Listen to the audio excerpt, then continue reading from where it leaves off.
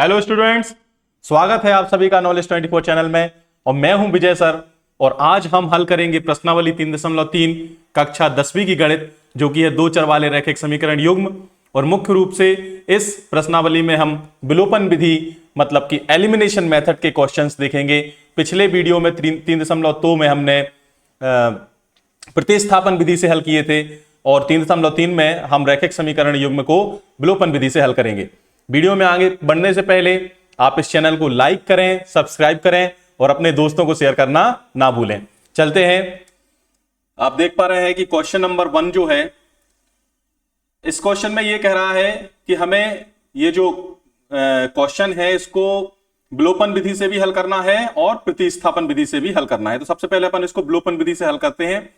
और आप इन दोनों मेथड से, मैं आपको एक बात बताऊं कि जैसे ही हमने 3 मेथड पढ़ी थी, सबसे पहली मेथड हमने पढ़ी थी ग्राफ वाली, दूसरी हमने पढ़ी प्रतिस्थापन मतलब कि सब्स्टिट्यूशन मेथड, और तीसरी हम अब पढ़ रहे हैं एलिमिनेशन मतलब कि ये विलोपन विधि।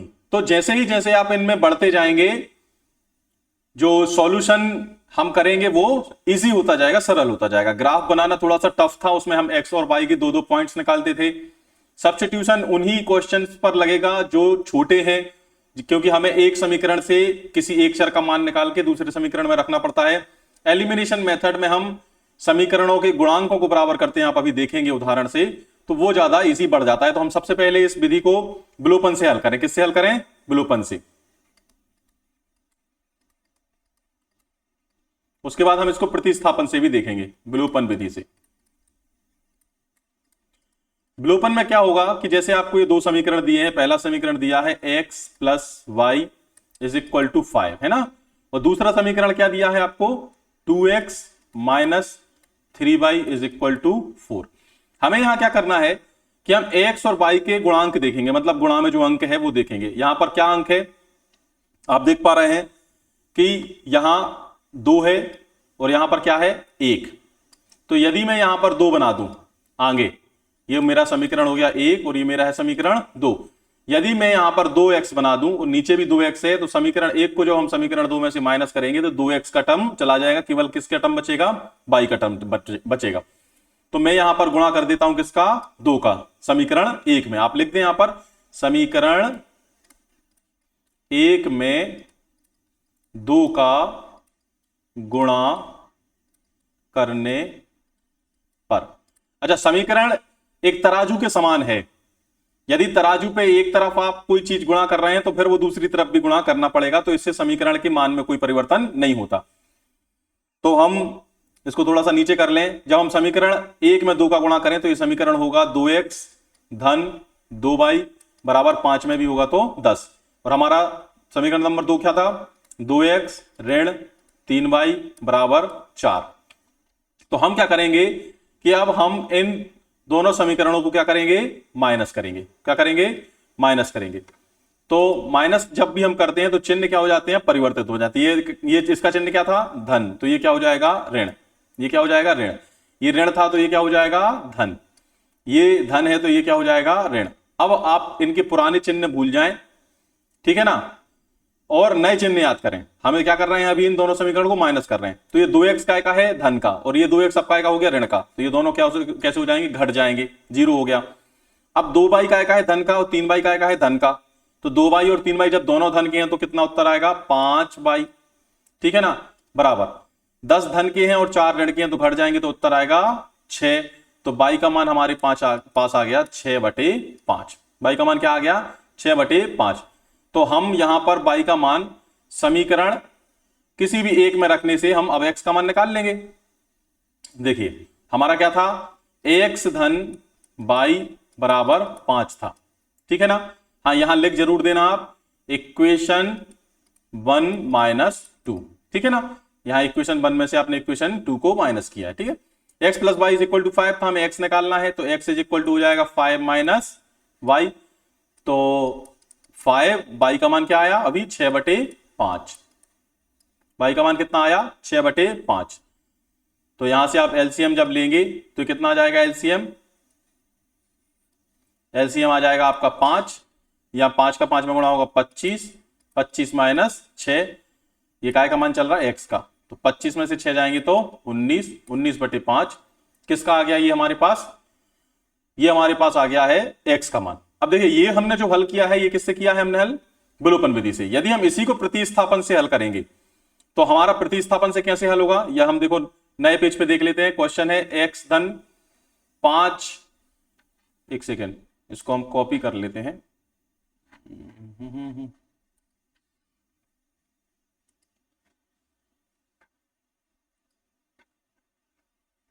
चलिए x धन y बराबर 5, 2x ऋण 3y बराबर 4। चलिए यहां लिख लेते हैं x धन y बराबर 5, 2x ऋण 3y बराबर 4, यही था।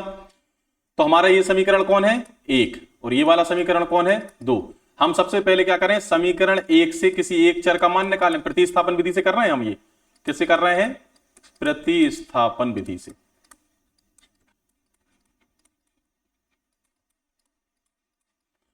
तो ये समीकरण 1 से यदि हम x का मान निकालें तो ये कितना आ जाएगा, 5 ऋण y आ जाएगा कि नहीं आएगा। समीकरण 1 से x का मान आया 5 ऋण y, x को कहां रख देते थे अपन, समीकरण 2 में, ठीक है ना, समीकरण 2 में रखने पर। तो समीकरण 2 क्या था, 2x ऋण 3y बराबर 4। तो यहां x का क्या रख दें हम, 5 ऋण y ऋण 3y बराबर 4। 2 का गुणा करेंगे अंदर, 2 पंचे 10 माइनस 2 का y में करेंगे 2y ऋण 3y बराबर 4। 10 का पक्षांतर कर दें, ऋण 2y और ऋण 3y कितने हो जाएंगे, ऋण के 5y। 10 पक्षांतर हुए तो कितना हो जाएगा, ऋण के 10 और धन के 4 पहले से हैं, तो ऋण के 5y बराबर हो गए ऋण के 6। ऋण से ऋण कट गए, y का मान आ गया 6/5। y का मान क्या आ गया, 6/5। अब y का मान यदि हमारे पास 6/5 आ गया है तो हमें पता है समीकरण x का मान क्या था, ax इज इक्वल टू था हमारा 5 ऋण y। तो हम पुटअप करा दें y का वैल्यू, 5 ऋण 6/5, वही हमने अभी किया था। एलसीएम आएगा 5 और ये 25 में से 25 में से 6 घट जाएंगे तो ये आ गया 19/5। तो ये प्रतिस्थापन हुआ। प्रतिस्थापन में हम क्या करते हैं, एक समीकरण से, किसी भी एक समीकरण से एक चर का मान निकालते हैं। ये चर का मान निकाला और इस मान को हम कहां पुटअप करा देते हैं, दूसरे समीकरण में, जो भी हमारा दूसरा समीकरण है। ठीक है, चलिए नेक्स्ट क्वेश्चन देखते हैं इसी का। इसको भी हमें प्रतिस्थापन से भी हल करना है और विलोपन से भी हल करना है। तो पहले आप चाहें तो विलोपन से हल कर लेते हैं, ठीक है। अब आप यहां देख पा रहे हैं ये क्या है, समीकरण नंबर 1 है और ये क्या है, समीकरण नंबर 2 है। अब मुझे बताएं यहां पर क्या लिखा है, 3x धन 4y। अभी हमने x के गुणांक को, x के कोफिशिएंट को हमने क्या किया था, बराबर किया था। अब आप चाहें तो इस क्वेश्चन में y के कोफिशिएंट को बराबर कर सकते हैं। देखो यहां पे क्या लिखा है 4, यहां पे कितना लिखा है, ऋण के 2। तो क्या मैं यहां पर 2 का गुणा कर दूं यदि इस समीकरण में, तो यहां भी 4 बन जाएगा। ऋण और धन का चिंता छोड़िए, ऋण और धन अपन देख लेंगे क्या करना है, ठीक है। ऋण और धन हम इसलिए करते हैं, मैं बता रहा हूं क्यों करते हैं। पहले हम क्या करें, समीकरण 1 लिखें, ये क्या है, 3x धन 4y बराबर 10, ठीक है।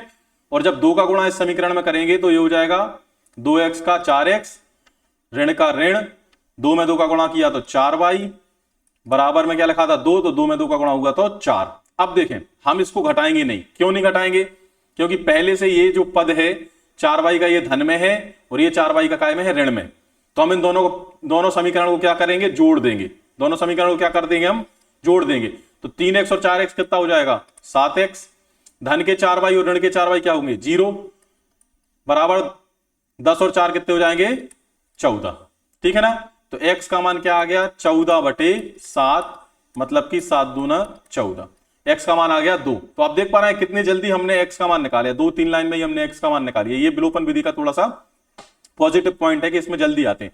अब हम किसी भी समीकरण से, मान लीजिए कि समीकरण 1 में हम x का मान रख दें, ठीक है ना। समीकरण 1 से किसी भी समीकरण में x का मान रखें, तो 3x था तो x की जगह रख दिया 2, धन 4y बराबर क्या है 10। तो 3 और 3 का 2 में गुणा होगा 6, और 6 जब पक्षांतर होंगे तो 4y बराबर हो जाएगा 10 में से 6 गए तो कितना हो जाएगा 4। 4y बराबर आ गया 4, तो 4 से 4 कैंसिल हो गए, 4 एकम 4, तो y का मान कितना आ गया 1। तो यहां से y का मान क्या आया 1 और यहां से x का मान क्या आया 2। अब इसी समीकरण को हम क्या करें, इन्हीं समीकरण को यदि हम यहां विलोपन विधि से हल करते हैं तो आप देखेंगे कि विलोपन विधि से कैसा क्या आता है, ठीक है ना। चलिए, सॉरी, ये विलोपन विधि से हम हल कर चुके, अब हम किससे करेंगे, प्रतिस्थापन से। ये यहां लिख सकते हैं आप विलोपन, और यहां हम किससे करेंगे, प्रतिस्थापन से। प्रतिस्थापन मतलब कि सब्स्टिट्यूशन, प्रतिस्थापन विधि से। तो हम सबसे पहले प्रतिस्थापन में क्या करें, x का मान निकाल लें। तो यहां से यदि आप x का मान निकालेंगे तो ये क्या हो जाएगा, 3x is equal to 10 minus 4y। तो यहां से x का मान क्या हो जाएगा, 10 माइनस 4y अपॉन 3, यही आएगा। अब इसको हम क्या करेंगे, समीकरण 2 में रख देंगे। x का मान समीकरण 2 में रखने पर, भाई हमें क्या करना है, प्रतिस्थापन में एक समीकरण से एक किसी भी चर का, चाहे x का चाहे y का, मान निकालेंगे और दूसरे समीकरण में पुट कर देंगे, बस और कुछ नहीं करना। तो हमारा समीकरण क्या था, 2x मतलब x की क्या हो जाएगा 10 ऋण 4y बटे में कौन है 3 ऋण 2y बराबर 2, ठीक है ना। तो अभी हम क्या करेंगे, एलसीएम ले लेंगे, ठीक है। पहले 2 का गुणा भी कर दो, 2 का गुणा होगा 10 में 20 ऋण 8y।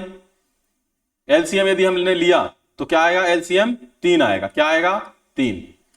तो ऋण 3 का इसमें गुणा हो जाएगा 3 दूनी 6y बराबर 2, 2 बटे क्या है 1।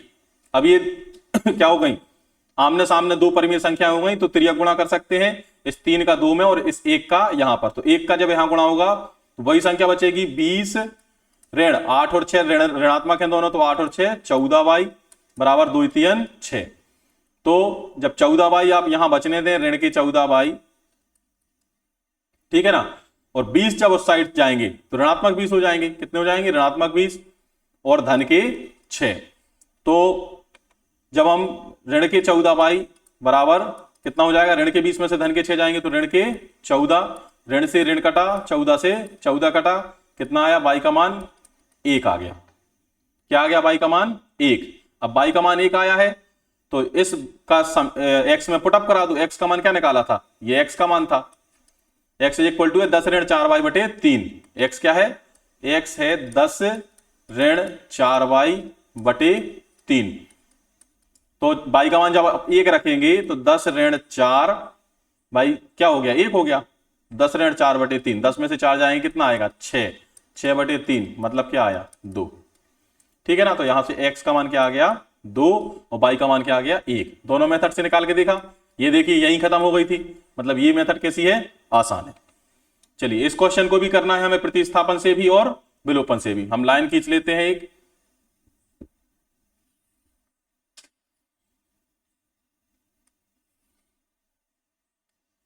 चलिए सबसे पहले हम इसको कैसे करें, चलो विलोपन से कर लेते हैं। विलोपन से हल करने पर, और यहां कैसे करेंगे, प्रतिस्थापन से। आप लोगों को एक कॉपी में लाइन नहीं खींचना है, आपको नीचे ही करना है, ठीक है, प्रतिस्थापन विधि से।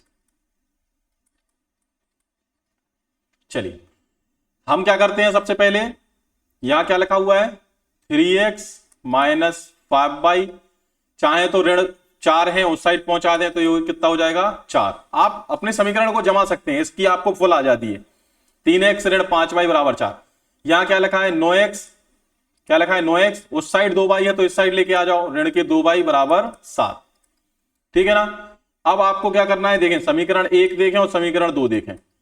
x का ही चर यदि हम कोशिश करेंगे किसी भी चर को हम बराबर, किसी भी चर के कोफिशिएंट गुणांक को बराबर करने की। यहां पर 3 है, यहां पर 9 है, बराबर हो सकता है बिल्कुल। यहां पर आप क्या करें 3 का गुणा कर दें, तो जब हमारा समीकरण 1 में 3 का गुणा होगा तो ये हो जाएगा 9x ऋण 15y, ठीक है, बराबर 4 का होगा तो 4 तिया 12। ये हमारा अब नया समीकरण 1 बन गया, ठीक है।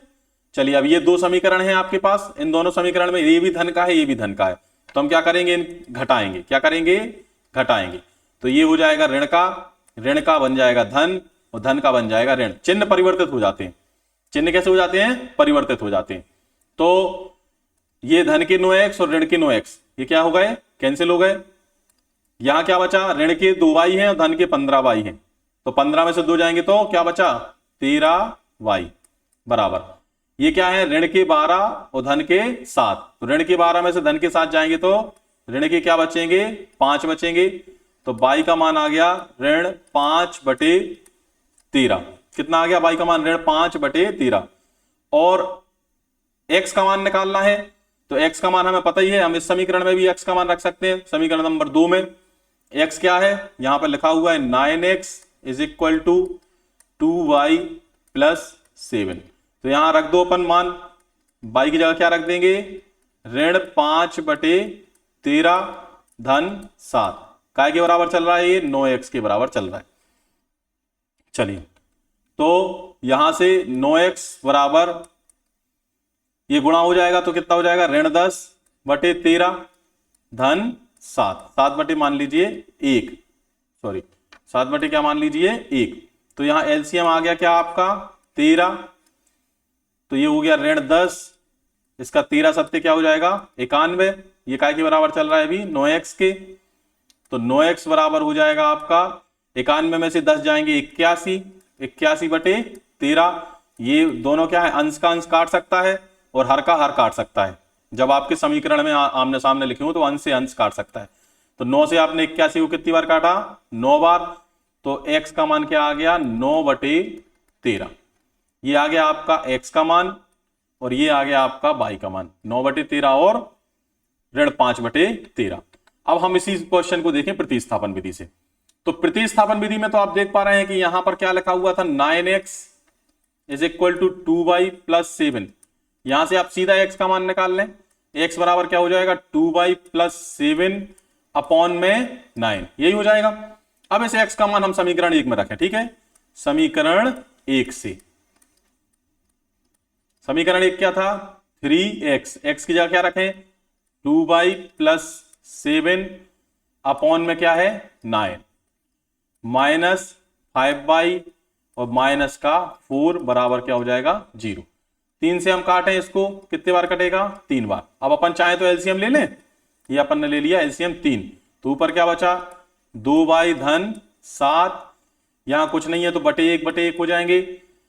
3 का 5 में गुणा होगा तो ऋण के 15y और 3 का ऋण 4 में गुणा होगा तो ऋण के 12 बराबर 0। अब यदि ये क्या लिखा है? 0/1, 3 गुणा करेंगे तो 3 का 0 में चला जाएगा, ठीक है? ये क्या है? 2y धन के हैं और ऋण 15y है तो कितने हो जाएंगे? ऋण के 13y और ऋण के 12 हैं और धन के 7 हैं तो कितने हो जाएंगे? ऋण के 5 बराबर 0। ऋण 5 उस साइड जाएंगे तो क्या हो जाएंगे? ऋण 5 उस साइड जाएंगे तो धन 5 हो जाएंगे। तो y बराबर क्या हो जाएगा? जब ये ऋण 13 इसके साथ गुणा में लिखा है तो 5/13 हो जाएगा। मतलब ये हो गया ऋण 5/13। अंश में या हर में कहीं भी ऋणात्मक चिन्ह है तो वो पूरे परिमेय संख्या का चिन्ह कहलाता है। तो ऋण 5/13 इसका क्या हो गया? आंसर हो गया। देखो y का मान ऋण 5/13 ही था। अब हम क्या निकालेंगे? x का मान। तो x का मान क्या था? 2y + 7 upon 9। x क्या है? x है x = 2y + 7 अपॉन 9। तो हम मान रखें y का। y का मान क्या है? ऋण 5/13 धन 7 और सबके बटे में क्या चल रहा है? 9 चल रहा है। तो x बराबर हो जाएगा ये 13, इसका ये 2 का ऋण में गुणा करें 5 में तो ये हो गया 10, ठीक है? और फिर ये हो गया 10 और यहां पर आप क्या लेंगे? एलसीएम। तो ये हो जाएगा धन 13 सत्ते 91 और ये 13 हर में है तो हर का हर में आपस में क्या हो जाता है? गुणा 13 और 9। ये 91 में से 10 जाएंगे तो क्या बचे? 81/9 लिखे थे तो लिखे रहने दो। 13 गुणित 9, 9 से 81 कटे 9 बार तो x का मान आ गया 9/13। देखो यही आया था 9/13। तो आप देख पा रहे हो हमारा विलोपन से यहां खत्म हो गया था, लेकिन प्रतिस्थापन में थोड़ा कैलकुलेशन भी टफ हुआ और क्वेश्चन भी थोड़ा सा बड़ा रहा। चलिए नेक्स्ट क्वेश्चन देखें। ये क्या हुआ है? x/y ये अपॉन देख के थोड़े से बच्चे डर जाते हैं, यहाँ कोई डरने वाली बात नहीं है। मैंने आपसे पहले ही बोला है, इस अपॉन को जो बटे वाली संख्या लिखी है इनको हटाना बहुत सरल है। एक मिनट, x अपॉन 2 है plus 2y/3 is equal to -1 है, और ये है x ऋण y/3 बराबर 3। देखिए मैंने आपसे पहले बोला था इन समीकरणों को आप अपने हिसाब से सरल कर सकते हैं। सरल करने का मैंने क्या बोला था, यदि हर में कोई संख्या है उनका एलसीएम लो, तो 2 और 3 का क्या एलसीएम आता है 6। तो इस समीकरण को पहले 6 से गुणा कर लो आप, ठीक है ना। तो मैंने यहां लिखा 6x बटे क्या हो गया 2 धन 6 का 2 में गुणा होगा 12y/3 बराबर ऋण 6। देखिए जब भी गुणा होगा तो पूरे समीकरण में होगा, मतलब एलएचएस में भी होगा और आरएचएस में भी होगा। यहां देखें आप 3 है नीचे अकेला, तो आप यहां 3 का गुणा कर दें, ये हो जाएगा 3x ऋण 3y/3 और बराबर में 3 में 3 का गुणा हुआ तो 9। अब देखें कट रहे हैं, 2 3 6 3 चौके 12। तो ये नया समीकरण क्या बना आपका 3x plus 4y is equal to -6। ये नया समीकरण बना। यहां 3 से 3 कट गए, ये बना 3x ऋण y बराबर 9। ये आपका समीकरण नंबर 1 बना, ये आपका समीकरण नंबर 2 बना।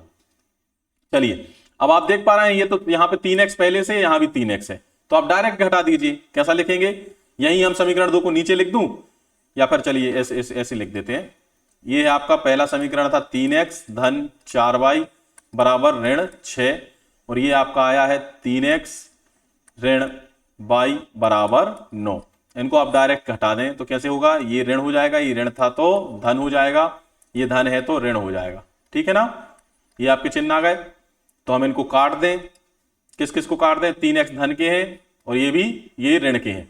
अब ये दोनों कैसे हैं, धन के हैं, 4y और y कितने हो जाएंगे 5y बराबर। ऋण के दोनों हो गए तो कितना होगा ऋण 9 6 15, 5 से काटे 5 तिया 15, y का मान आया ऋण 3। y का मान क्या आ गया ऋण 3। अब y का मान यदि ऋण 3 आ गया तो किसी भी समीकरण से आप x का मान निकाल सकते हैं।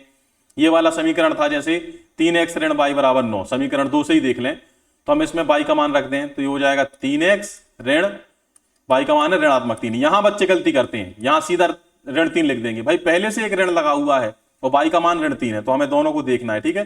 इज इक्वल टू 9, तो 3x ऋण और ऋण क्या हो जाएगा धन बराबर 9, तो 3x बराबर 9 में से 3 जाएंगे तो कितना आ जाएगा, सॉरी 9 में से 3 जाएंगे तो बचेगा आपका 6, तो 3x बराबर आ गया 6, तो 3 से 3 आप काट दें 2 बार, तो x का मान आ गया आपका 2, ठीक है ना। ये किससे किए हमने दोनों, ये हमने निकाले अभी विलोपन विधि से, ठीक है। अब हम इसी को प्रतिस्थापन से हल करें, इसी को हम क्या करें प्रतिस्थापन से हल करें। चलिए यही करें क्या, यही देख लेते हैं पहले थोड़ा सा, फिर नीचे चलेंगे। यहां लिख लेते हैं प्रतिस्थापन से, यहां आप लिख लिया करो, यदि दोनों भूले हैं तो फिर आपको लिखना पड़ेगा प्रतिस्थापन से, प्रतिस्थापन विधि से। प्रतिस्थापन विधि क्या थी, समीकरण तो हमने ये बना लिए हैं अपने, कौन कौन से, ये बनाया था हमने एक समीकरण अपना, और ये हमारा एक समीकरण बना था। तो हम क्या करें, इस समीकरण से देखो y का मान निकालना बहुत आसान है, क्या हो जाएगा, ऋण के y उस साइड जाएंगे तो धन के y हो जाएंगे, और 9 को इस साइड निकाल लो तो ये हो जाएगा 3x, और 9 को हमने इस साइड लाए तो ऋण 9 बराबर आ गया y। भाई कहीं भी लिखा हो y, यदि राइट हैंड साइड में भी लिखा है तो भी वो उसका क्या है मान है, तो y का मान क्या आ गया 3x ऋण 9। इस y के मान को कहां रख दें हम, समीकरण 1 में, तो हम लिखें समीकरण 1 से। समीकरण 1 क्या था, 3x धन 4y, तो y की जगह हम क्या रखेंगे 3x minus 9 is equal to क्या है -6, तो ये हो जाएगा 3x, 4 का मल्टीप्लाई करेंगे तो 4 3 12x ऋण 9 चौके 36 बराबर ऋण के 6, 12 और 3x कितने हो जाएंगे 15x बराबर ऋण 36, उस साइड जाएंगे तो धन के 36, धन के 36 में से ऋण के 6 कटेंगे तो धन के 30, तो यहां से कट गया 15 से 2 बार, x का मान क्या आ गया 2।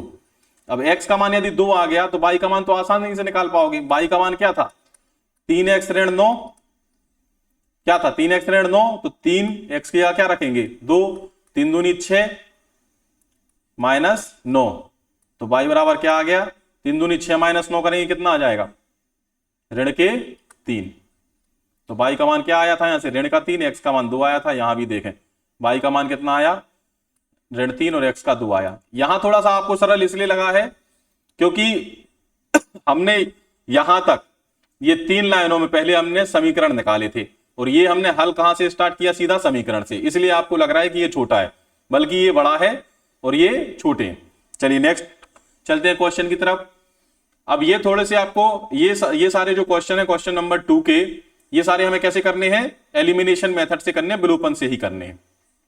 लेकिन इनमें आपको इमारत दी गई है, उनसे पहले अपन को क्या बनाना पड़ेगा, समीकरण बनाना पड़ेगा, फिर अपन उसको हल करेंगे। तो देखिए क्या कहा है प्रश्न में, प्रश्न बोल रहा है कि यदि हम भिन्न के अंश में एक जोड़ते हैं, भिन्न क्या कहलाती है, देखिए भिन्न होता है अंश बटे हर, भिन्न क्या होता है, अंश बटे हर। तो उन्होंने बोला कि अंश में एक जोड़ते हैं तो हमें अंश और हर ही नहीं पता पहले, तो हम क्या माने कि माना कि अंश का मान क्या है, अंश बराबर x है और हर बराबर y है, ऐसा लिख देना। माना कि भिन्न का अंश बराबर x, हर बराबर y, जो भी लिखें पूरा लिखें, ठीक है।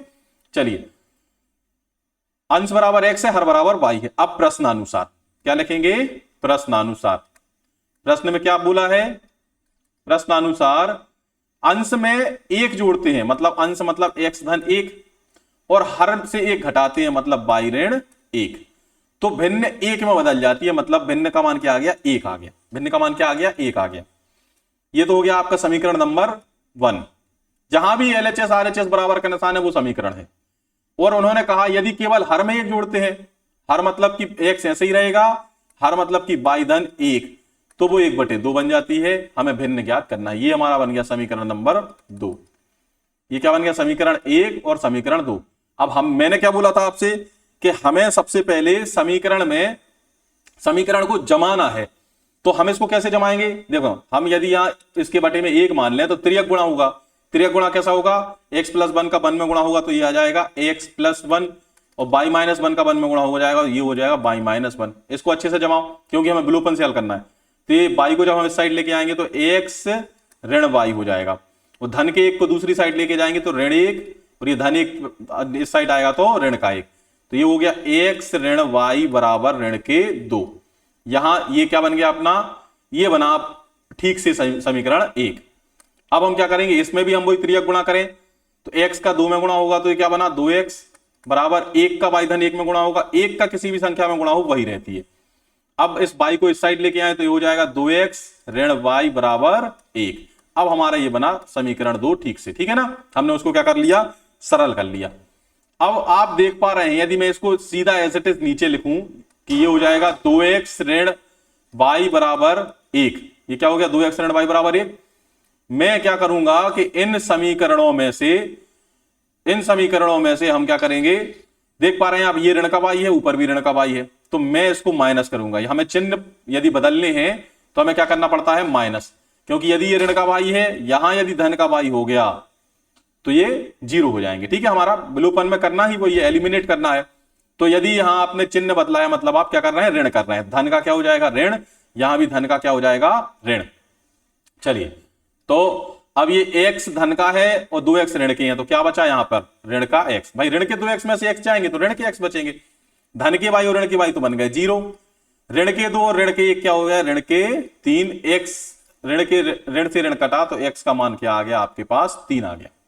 अब हमें x का मान किसी भी समीकरण में रखना है। माना कि हमने समीकरण 2 में ही इसका मान रखा, यदि हमने यहां पर इसका मान रखा तो ये क्या हो जाएगा, x की जगह क्या रखेंगे, 3 रख देंगे।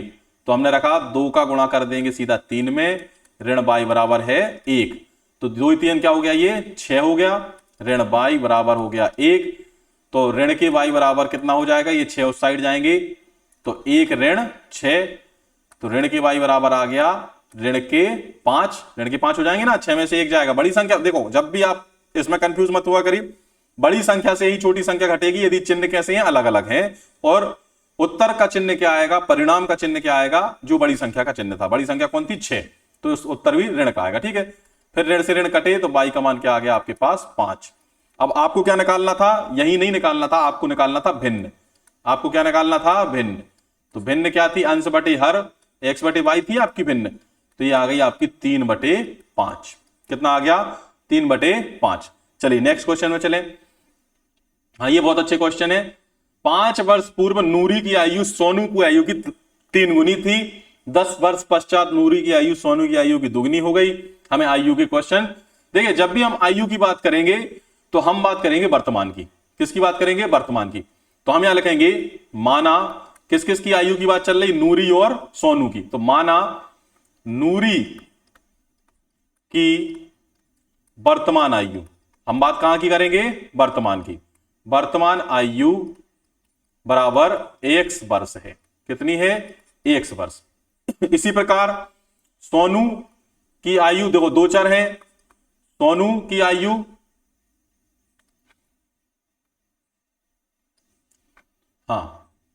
दो चर हैं, तो सोनू की आयु बराबर क्या हो जाएगा, 22 वर्ष। मैं हाइजन कर रहा हूं, आपको पूरा लिखना है, ठीक है, ऐसे नहीं पेपर में हाइजन करके आ जाओ। सोनू की वर्तमान आयु कितनी हो गई, 22 वर्ष। अब हम लिखेंगे प्रश्नानुसार।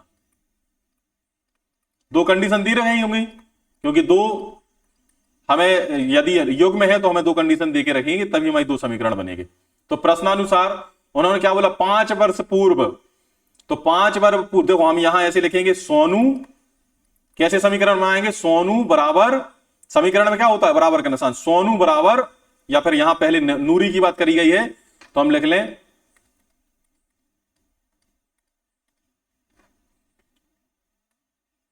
नूरी की आयु बराबर सोनू की आयु। ठीक है, ऐसा हमें समीकरण जमाना है। अब क्या बोला है, नूरी की आयु सोनू की आयु की तिगनी थी। तो नूरी की आयु पहले तो 5 वर्ष पूर्व, पूर्व मतलब होता है पहले, बिफोर। तो पहले तो हम नूरी की आयु का 5 वर्ष पूर्व लिखें तो ये हो जाएगा x-5, यही होगी ना, वर्तमान में से 5 वर्ष पहले जाना तो x-5। सोनू की आयु क्या हो जाएगी, y-5। तो उन्होंने बोला है कि नूरी की आयु सोनू की आयु की दुगनी थी, तो सोनू की आयु में 3 का गुणा कर देंगे। भाई 5 वर्ष पूर्व आयु क्या हुई, x-5, इसकी y-5 कितनी थी, तिगनी थी, सोनू से तिगनी थी, तो सोनू में हम 3 का गुणा कर देंगे। ये बनेगा हमारा समीकरण एक। इसको जमा लें अच्छे से, तो हो जाएगा x-5 बराबर 3 का यहां गुणा करेंगे तो अंदर हो जाएगा 3y-15। इसको ठीक से और कर लें, x-3y, ऋण की 5 इस साइड आएंगे तो धन के 5, ऋण 15 पहले से था, धन के 5 हो गए, तो ये होगा x-3y बराबर ऋण के 10। और ये हमारा आ गया समीकरण नंबर 1। चलिए और क्या कहा गया है, 10 वर्ष पश्चात, 10 वर्ष पश्चात वही सेम रहेगा, नूरी की आयु। यदि हम 10 वर्ष पश्चात लिखें मतलब x-10, पश्चात मतलब बाद। 10 वर्ष पश्चात नूरी की आयु सोनू की आयु की दुगनी। पहले तो हम सोनू की आयु लिखें, कितनी हो जाएगी, y-10, और दुगनी मतलब 2 का गुना, 3 गुनी मतलब 3 का गुना। सोनू की में हमने 2 का गुणा कर दिया, तो ये क्या हो जाएगा, x-10 बराबर 2 का गुणा करेंगे तो 2y-10। इस साइड लेके आए, x ऋण 2y बराबर क्या आ जाएगा, x ऋण 2y बराबर, ये सॉरी मैंने गलत लिखा है, 10 नहीं है, यहां क्या हो जाएगा, 2 का गुणा करेंगे तो 20 हो जाएगा। हाँ ये 10 इस साइड आएंगे, आपके पक्षांतर होगा तो कितना हो जाएगा, 20 में से 10 जाएंगे तो 10 बचेंगे। चलिए अब आपका ये क्या हो गया, समीकरण नंबर 2 हो गया। क्या हो गया, समीकरण नंबर 2 हो गया। अब हम समीकरण 1 में देख पा रहे हैं, यहां भी क्या है, 1 का गुणांक है x का, और यहां भी क्या है, 1 का गुणांक है। तो हमें किसी इस समीकरण में कोई गुणा करने की जरूरत नहीं है, कोई गुणा करने की जरूरत हमें नहीं है। तो सबसे पहले हम दोनों समीकरण लिखें। पहला समीकरण क्या है, पहला समीकरण है x ऋण 3y बराबर ऋण 10। दूसरा समीकरण क्या है, x ऋण 2y बराबर 10। हम दोनों समीकरण को देखो, यहां प्लस प्लस है हम क्या चाहते हैं, माइनस हो, तो हम क्या करेंगे, दोनों समीकरणों को घटाएंगे। हम लिखेंगे इक्वेशन 1 माइनस 2। जब हम माइनस करेंगे तो जो भी चिन्ह थे दूसरे समीकरण में कि वो क्या होगा, पलट जाएंगे। ये धन हो गया, ये ऋण हो गया, ये धन है तो ये ऋण हो गया। चलिए, धन के x और ऋण के x 0 हो गए। ऋण के 3y में से धन के 2y जाएंगे तो ऋण के y बचेंगे। ऋण के 10 और ऋण के 10 ऋण के 20 हो गए। ऋण से ऋण काट दिया तो y बराबर आ गया 20। y बराबर क्या आ गया, 20। अब किसी भी समीकरण से हम क्या करें, x का मान निकाल सकते हैं। तो हम पहले ही समीकरण से निकाल लेते हैं, कोई दिक्कत नहीं। पहला समीकरण क्या था, ax ऋण 3y बराबर ऋण 10। यहां y का मान रख दें, कितना है, 20 है, तो ये 3 में 20 का गुणा हो जाएगा बराबर ऋण 10। 3 में 20 का गुणा हुआ तो ये हो गया x ऋण 60 बराबर ऋण 10। जब ऋण के 60 उस साइड जाएंगे तो धन के 60 हो जाएंगे। x बराबर धन के 60, ऋण 10 पहले से थे, तो ये x बराबर क्या होगा, 60 में से 10 जाएंगे तो 50। ये काय में आ गया, वर्ष में। बात काय में चल रही थी, वर्ष में। 20 वर्ष और 50 वर्ष, मतलब x कौन था, x नूरी थी, तो नूरी की आयु कितनी है, 50 वर्ष। और बाई कौन था, सोनू था, तो सोनू की आयु कितनी है, 20 वर्ष। ये वर्तमान आयु है। और ठीक है ना। चलिए नेक्स्ट क्वेश्चन की तरफ चलते हैं। नेक्स्ट क्वेश्चन है, एक दो अंकीय संख्या है, मतलब 2 डिजिट नंबर। जैसे कि 2 अंकी कौन सी संख्या होती है, स्टार्टिंग 10 से स्टार्ट होकर कहां तक जाती है, 99 तक, है ना। यही है ना 2 अंक की संख्या है, 10 से 99 तक। लेकिन आप एक चीज देखें, जब हम 10 को लिखते हैं तो 10 को या हम जैसे इसके बीच में कोई संख्या है जैसे 15, तो 15 को यदि हम स्थानीय मानों के रूप में लिखें, इकाई और दहाई के रूप में, तो ये कैसा लिखा जाएगा, 10 धन 15। मतलब इकाई में हम 5 में किसका गुणा करते हैं, 1 का, और दहाई में हम काय का गुणा करते हैं, 10 का। 1 था इसलिए हमने यहां पर 10 का गुणा किया। ठीक है ना। तो किसी भी संख्या को इस प्रकार से लिखा जाता है, उनके स्थानीय मानों के साथ। इकाई में 1 का गुणा कर रहे हैं, दहाई में 10 का गुणा कर रहे हैं, सैकड़ा होता तो 100 का गुणा करते। अब इन्होंने क्या बोला है, एक 2 अंकीय संख्या है जिनके अंकों का योग क्या है, 9 है। साथ ही देखो 2 कंडीशन दी रहती है, तो दोनों कंडीशन है। पहला यह है कि दोनों अंकों का योग 9 है, साथ ही इस संख्या का 9 गुना संख्या के अंकों को पलटने से बड़ी बनी संख्या के 2 गुना के बराबर है। देखें, तो जब कभी भी ऐसा क्वेश्चन आएगा कि 2 अंकों की संख्या, तो पहले तो हम मानेंगे कि माना वह संख्या 2 अंकों की है ना, माना कि वह संख्या ये हो जाएगी 10x धन y। ये क्या हो जाएगी, 10x धन y। मतलब उसमें एक कोई इकाई का गुणांक है और एक कोई दहाई का गुणांक है।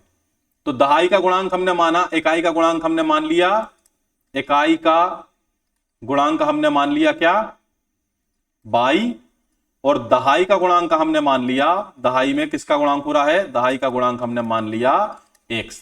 भाई कोई भी संख्या आप उठा के देख लें, जैसे आप मान के चलें आप 37 उठा के देखें, तो 37 को आप कैसे लिखेंगे, इकाई और दहाई में। 7 इकाई है तो 1 का गुणा होगा, धन 3 दहाई है तो इसमें 10 का गुणा होगा।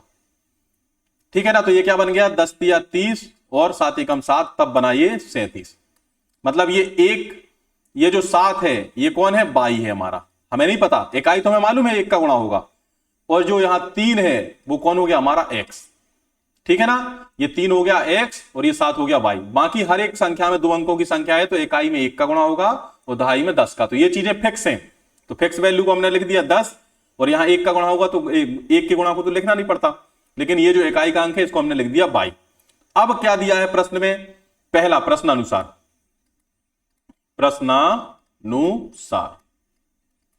प्रश्नानुसार बोला है कि अंकों का योग, तो अंक तो उनके कौन कौन है, x और y। तो x धन y बराबर कितना दिया है, 9। ये हमारा बन गया समीकरण नंबर 1। दूसरा दिया है इस संख्या का 9 गुना। चलो भैया इस संख्या का 9 गुना कर दो। संख्या क्या है, 10x धन y। इसमें काय का गुणा कर दो, 9 का गुणा, मतलब 9 गुना बराबर संख्या को पलटने से बनी संख्या का 2 गुना। तो संख्या को पलटी मतलब x की जगह y की जगह x, तो यहां हो जाएगा 10y धन x। भाई संख्या पलटी, 37 को पलटा तो 73 हो गया। कैसा होगा, 73, मतलब x की जगह y की जगह x। तो 10y धन x का कितना है, 2 गुना। तो हम इसमें क्या कर दें, 2 का गुना कर दें। चलिए अब 9 का गुणा करें तो 10 का 9 में गुणा होगा तो 10 नाम का 90x धन 9 में y का गुणा होगा 9y बराबर 2 का यहां गुणा होगा 20y धन 2x। इसको जमा लें ठीक से। चलिए x वाली टर्म लें 90x, y वाली टर्म लें ये 9y है, और इस साइड क्या, सॉरी 90x में ये 2x इस साइड आएंगे तो ये 2x, धन 9y इस साइड लिखा हुआ है, ऋण के यहां पर क्या आ जाएंगे 20y आ जाएंगे, बराबर में कौन चलेगा 0। 90x में से 2x गए तो कितना हो गया 88x, और ऋण यहां आपका 20y में से 9y जाएगा तो क्या बचेगा 11y बराबर 0। आप चाहें तो इसमें देखिए 11 का भाग भी चला जाएगा, है ना, 11 का क्या चला जाएगा भाग चला जाएगा, तो 11 से भाग देंगे तो 11 अट्ठे 88x, ऋण यहां जाएगा तो y बराबर 0। ये आ गया 8x ऋण y बराबर 0। और समीकरण हमारा एक क्या था, ये हमारा नया बन गया समीकरण नंबर 2। समीकरण नंबर 1 क्या था, x धन y बराबर 9, x धन y बराबर 9। इसको तो डायरेक्ट जोड़ सकते हैं, ऋण के y है धन के y है, जोड़ दो। हम लिख सकते हैं इक्वेशन 1 + 2। हम घटा क्यों रहे थे, चिन्ह परिवर्तन करने के लिए, लेकिन पहले से ही चिन्ह यदि परिवर्तित है तो हमें उसको घटाने की जरूरत नहीं है, फिर हम क्या करेंगे उसको जोड़ेंगे। 8x में से x जुड़ा तो क्या आ गया 9x, ऋण के y और धन के y 0, 0 और 9 जुड़े तो 9, 9 से 9 कैंसिल हुए, 9 एकम 9 बार, x का मान आ गया 1, x का मान 1 आ गया तो y का मान निकाल लो। कैसे निकाल लोगे, पहला समीकरण से ही निकाल लो कि भैया x धन y बराबर क्या था 9, x धन y बराबर क्या था 9, x का मान 1 रख दो, धन y बराबर 9, तो y का मान क्या आ जाएगा, ये 1 9 में से घटेंगे तो y का मान आ गया 8, y का मान क्या आ गया 8। तो संख्या क्या होगी, संख्या क्या थी भैया हमारी, संख्या थी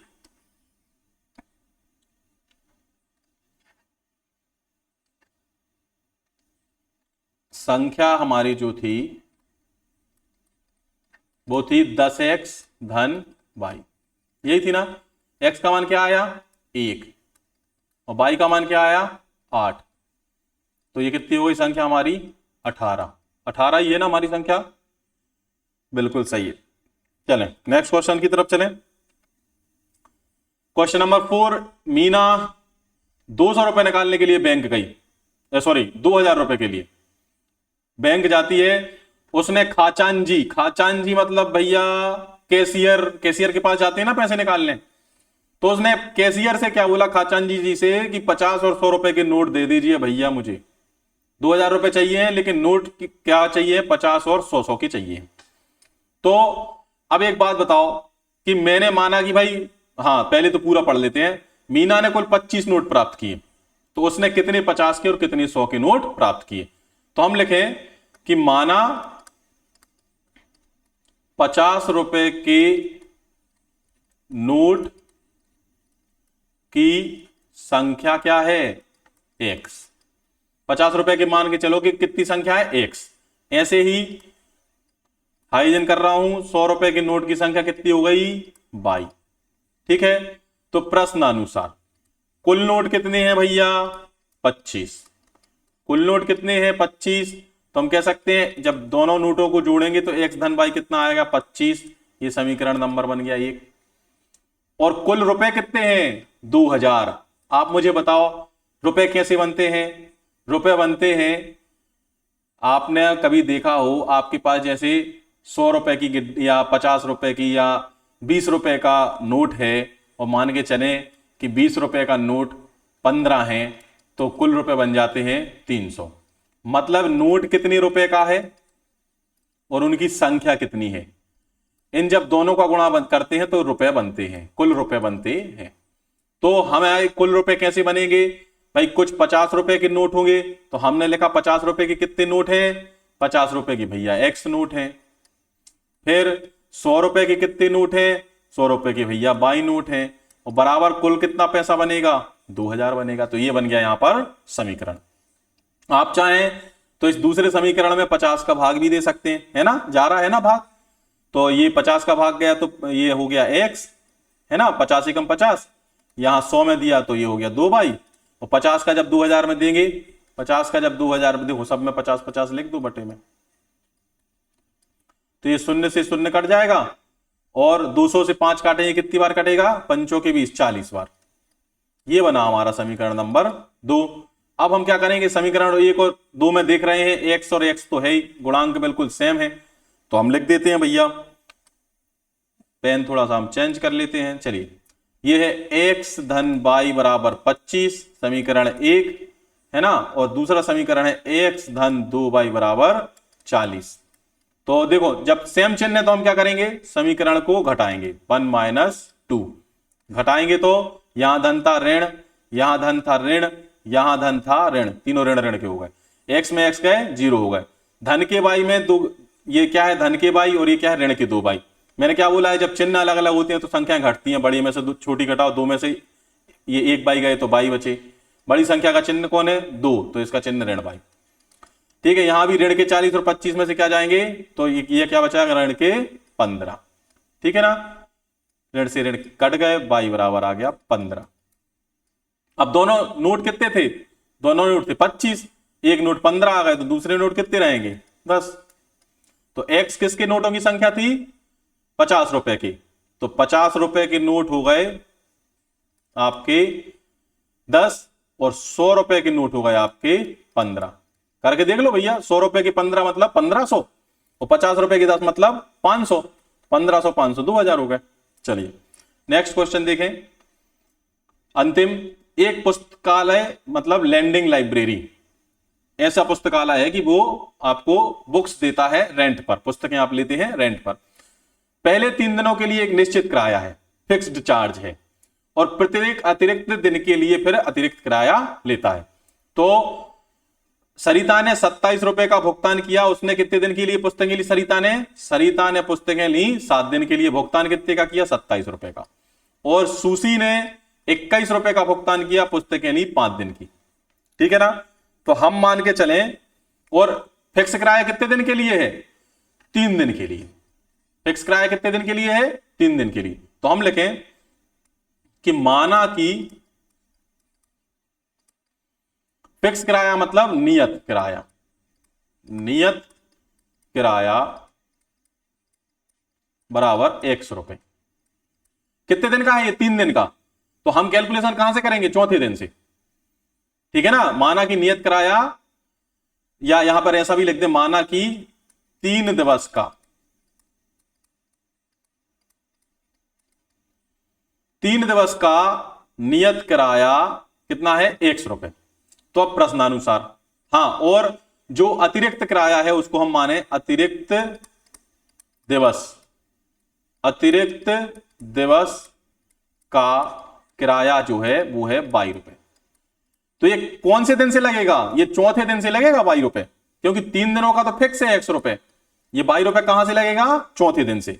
अब देखो सरिता ने कितने दिन के लिए ली, तो सरिता हम प्रश्नानुसार लिखें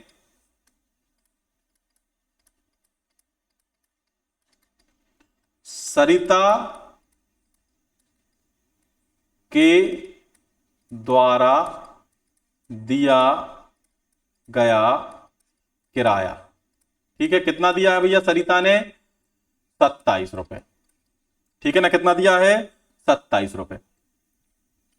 अब यदि उसने 27 रुपए दिया है तो किराया कैसे बनेगा उसका, पहले तो नियत किराया मतलब x, और धन बाकी का शेष किराया कितने दिन का दिया है सरिता ने 7 दिन का, तो ये तो 3 दिन का किराया क्या होगा x, 4 दिन का किराया कौन होगा 4y। ठीक है ना, 3 दिन के किराए होगा तो हमने क्या माना है x, और बाकी के जो दिन बचे उसका किराया क्या लग रहा है हर एक दिन का 22, तो वो कितना हो गया 4 दिन का 4y बराबर इसने कितना दिया 27 रुपए। इसी प्रकार सूसी का, सूसी ने कितने पैसे दिए हैं, सूसी ने दिए 21 रुपए 5 दिन के, तो x मतलब 3 दिन का किराया हो गया, बचा कितने दिन का 3 और 2 5, 2 दिन का, तो हो गया 2y बराबर कितना हो जाएगा 21। बात समझ पा रहे हैं, ये जो x है वो कितने दिन का किराया है 3 दिन का, तो बाकी कितने दिन बचे 4 दिन, और बाकी के दिन पे कौन लगता है अतिरिक्त दिन पे 22 रुपए लगता है। ठीक है ना, ऐसे ही यहां ये कितने दिन का था 3 दिन और ये 2 दिन, 5 दिन का किराया सूसी ने कितना दिया 21 रुपए। अब आप देख रहे हैं ये समीकरण नंबर क्या है 1 और ये है समीकरण नंबर 2। यदि हम इन दोनों समीकरण को क्या कर दें घटा दें, तो घटाएंगे तो क्या होगा, ये धन है, क्यों घटाया हमने, घटाने का कारण ये था, ये माइनस मत समझना इसको, घटाने का कारण हमारा ये है कि चिन्ह कैसे हैं दोनों के, एक जैसे, यहां भी एक्स है यहां भी एक्स है, तो हम इसको घटा देंगे। ऋण धन का यहां भी ऋण, धन का यहां भी ऋण, एक्स में से एक्स गए 0 हो गए, 4y में से 2y गए, 2y बचे, और यहां 27 में से 21 गए क्योंकि ऋण का 21, तो कितने बचे 6। तो जब हम यहां से काटें तो ये कितना आएगा, 2 3 6, तो y बराबर क्या आ गया 3। तो y बराबर 3 कौन सा भाड़ा, ये किराया है, अतिरिक्त दिन का किराया है। अब हम यहां से x का मान निकालें, समीकरण 1 से हम x का मान निकालें, समीकरण 1 से क्या है, x धन 4y बराबर क्या है 27। तो x धन 4, y का मान कितना रखेंगे 3 बराबर 27। तो x बराबर हो जाएगा, ये हो जाएंगे 4 3 12, और उस साइड जाएंगे 12, तो कैसे हो जाएंगे ऋण के 12। तो x बराबर आ गया 27 में से 12 गया तो कितना आ गया 15। तो हमारा ये जो भाड़ा है ये कौन सा है, फिक्स्ड है, नियत है, ये 3 दिन का फिक्स्ड किराया है। बाकी दिन का कितना लगता है, 3 रुपए प्रति दिन के हिसाब से। चलिए क्वेश्चन अभी पूरा नहीं हुआ था, हाँ क्या क्वेश्चन क्या पूरा है क्या, देख लें, और कुछ तो नहीं निकालना। हाँ ये 5 दिन के लिए नियत किराया और अतिरिक्त दिन का किराया ज्ञात कीजिए, ठीक है। तो नियत किराया और अतिरिक्त दिन का किराया हमने फाइंड आउट कर लिया। नियत किराया क्या है 15 रुपए, नियत किराया हम लिख देंगे, नियत किराया बराबर 15 रुपए, ठीक है। और ये कितने दिन का है, 3 दिन का। यदि तुमसे ये पूछेंगे नियत किराया प्रति दिवस का कितना हुआ, तो 3 दिन का 15 रुपए, तो 1 दिन का कितना होगा 5 रुपए होगा, ये बात समझ रहे हैं आप। और अतिरिक्त दिन का किराया कितना है, 3 रुपए हमारा क्या है, अतिरिक्त दिन का किराया है, ठीक है। Thank you.